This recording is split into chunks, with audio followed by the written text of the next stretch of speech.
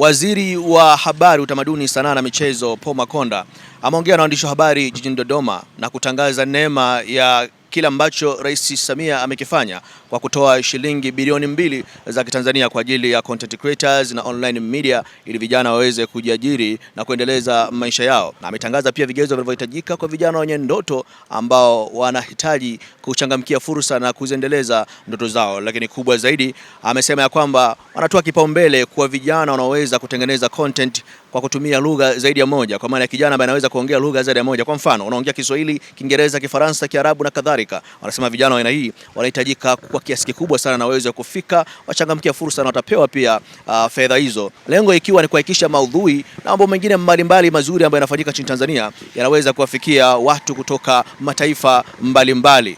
Mimi ni Bakari Chijumba. Tutaweka nguvu kubwa zaidi pia na pesa nyingi zaidi kwa vijana wanaoweza kutengeneza maudhui ya zaidi ya lugha moja.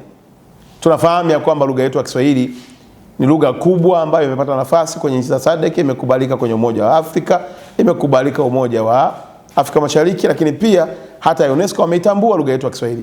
Lakini pia tunahitaji kuona maudhui yenye lugha tofauti.